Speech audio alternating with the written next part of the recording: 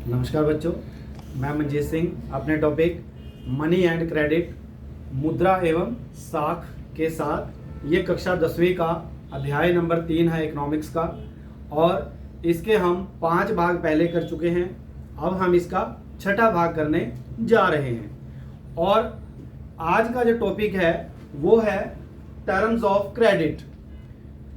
आपको पता है कि पिछले 2 वीडियो में हमने क्रेडिट की बात की थी, यानी लोन। पिछले कैसे देखा था कि बैंक कैसे लोन देता है, और पिछले वीडियो में हमने देखा था कि जो 2 डिफरेंट सिचुएशंस हैं क्रेडिट की, कैसे एक बंदे को लाभ होता है और एक को नुकसान होता है क्रेडिट लेने से।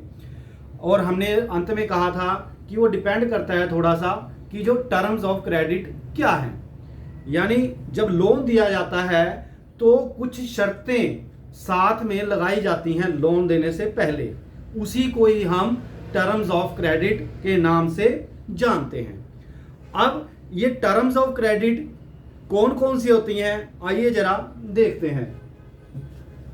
ये देखिए, यहां पे हमने टर्म्स ऑफ क्रेडिट लिखा है, और मुख्यतः 4 जो टर्म्स ऑफ क्रेडिट हैं वो होती हैं इंटरेस्ट रेट, ब्याज दर, दूसरा होता है कोलेटरल यानी सिक्योरिटी जमानत, फिर होता है डॉक्यूमेंटेशन पेपर दस्तावेज, और फिर होता है मोड ऑफ रीपेमेंट, यानी जब आपको क्रेडिट मिल रहा है तो जब आप भुगतान करेंगे तो कैसे करेंगे। आइए हम एक एक करके इसकी हम बात करते हैं।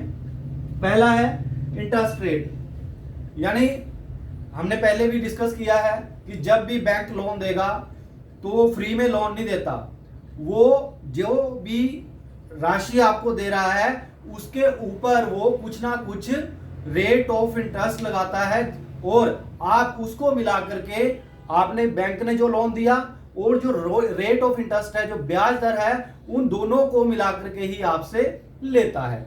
यानी मान लीजिए आपको 1 लाख रुपए बैंक ने दिए, या आपने बैंक से 1 लाख रुपए लिए, और बैंक ने मान लीजिए 1 साल के लिए वो आपको राशि दी, और उस पे 9%, मान लीजिए 9% उसने ब्याज दर लगाई।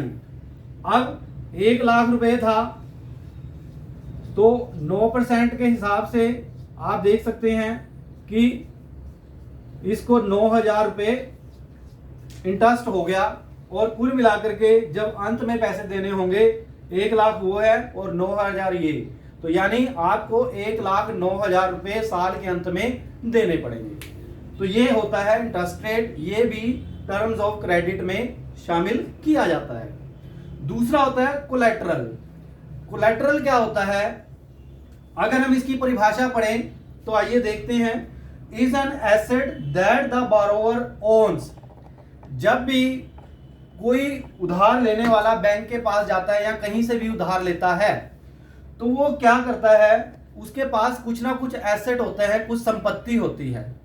जैसे वो लैंड भी हो सकती है, भूमि हो सकती है, या उसके बिल्डिंग मकान हो सकता है, कोई व्हीकल भी हो सकता है, लाइव स्टॉक्स कोई पशु भी हो सकते हैं, और बैंक में कुछ पैसा भी जमा हो सकता है।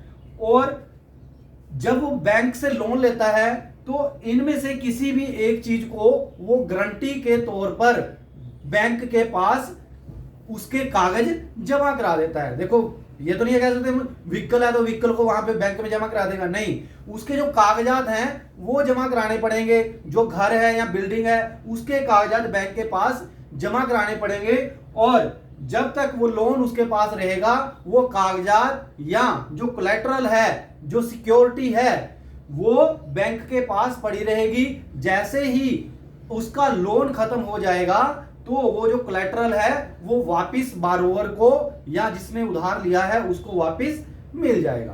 तो उम्मीद है कि कोलेटरल आपको समझ में आया होगा। दोबारा से एक बार समझ लें कि एक प्रकार का ये एसेट होता है, संपत्ति होती है जो बारोवर के पास होती है, चाहे वो लैंड है, चाहे वो मकान है, चाहे वो व्हीकल है, चाहे वो पशु हैं, या फिर बैंक में जमा उसके जो भी पैसा है, चाहे एफडी है या कुछ है, उसके आधार पर वो बैंक उसके कागजात बैंक को जमा कराता है, और जब तक वो लोन पे नहीं हो जाता वो कागजात बैंक के पास पड़े रहते हैं, और जैसे ही लोन पे हो जाता है वो कागजात उसको या जो कोलेटरल है वो वापस मिल जाता है।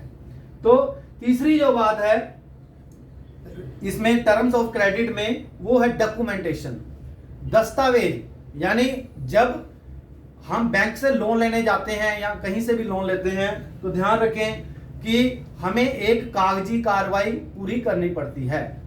जैसे कि उदाहरण के लिए हमें अपना आधार कार्ड, अपना कोई आई कार्ड देना पड़ता है, आइडेंटिटी देनी पड़ती है, और अगर कोई एम्प्लॉय है, सरकारी कर्मचारी है या कहीं और प्राइवेट नौकरी कर रहा है तो उसको अपनी सैलरी स्लिप और इसके अतिरिक्त उसको आईटीआर की जो कॉपीज होती हैं वो भी देनी पड़ती हैं, ताकि पता चले बैंक को या जो भी बंदा लोन ले रहा है दे रहा है कि इसके पास ये चीजें हैं वो सही मैच कर रही हैं इसके आधार पर। तो ये चीजें भी बैंक में या जो बंदा लोन दे रहा है उसके पास जमा करानी पड़ती हैं। और अंतिम जो बात है टर्म्स ऑफ क्रेडिट की, चौथी बात है मोड ऑफ पेमेंट, कि आपने जो लोन लिया है, आपने जो क्रेडिट लिया है, आप उसका भुगतान हम कैसे करेंगे। वो ये भी हो सकता है कि साल के अंत में पूरा करें, या ये भी हो सकता है कि हर महीने हम कुछ ना कुछ पैसा दें, यानी अलग अलग तरीके हो सकते हैं और ये पूरा लिखा जाता है। हमने यहाँ पर एक मेघा का उदाहरण लिया है। मेघा ने एक घर खरीदा है, मेघा ने घर खरीदा है, उसने क्या किया, बैंक से 5 लाख रुपए लोन लिया और 12% की दर पर 10 साल के लिए उसने पैसे लिए हैं। और जब उसने उसका जो घर, जो प्लॉट है जिसपे उसने घर बनाया या जो घर है अपना, उसके जो कागजात हैं वो बैंक को जमा कराएगी, और इसके अतिरिक्त उसकी जो सैलरी स्लिप है, पूरी जो डॉक्यूमेंट्स हैं वो जमा कराने पड़ेंगे। आइए देखते हैं कि हम क्या वो एक सिस्टम होगा, वो कागजात कौन सा तैयार होगा जो मेगा के लिए हम यूज कर सकते हैं। यहाँ देखिए हमने मेगा के घर को बनाने का प्रयास किया कि ये मेगा का घर है। अब उसकी लोन अमाउंट आपको पता है, हमने भरी है, कितने उसने कहा था 5 लाख, वो 5 लाख का लोन उसने लिया है। ड्यूरेशन ऑफ लोन कितनी है, हमने उसमें लिखा कि 10 इयर्स है, और डॉक्यूमेंट्स रिक्वायर्ड वही बताया आपको, आधार कार्ड है, सैलरी स्लिप है, आई कार्ड है, जो भी उसका डिटेल है कागजी कार्रवाई वाली।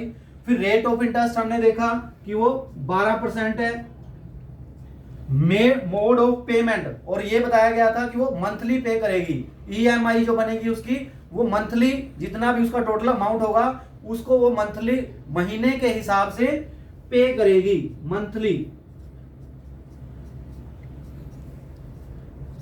फिर कोलेटरल क्या है, यानी सिक्योरिटी क्या जमा कराई, वो जो घर उसने खरीदा है उसके जो कागज हैं, डॉक्यूमेंट जो हैं घर के, रजिस्ट्री कह सकते हैं या जो भी कागज हैं वो जमा कराएगी बैंक के पास। और जब वो लोन चुकता कर देगी तब वो क्या होगा, वो कोलेटरल जो है, वो जो डॉक्यूमेंट्स हैं वो उसको घर वाले उसको वापस मिल जाएंगे।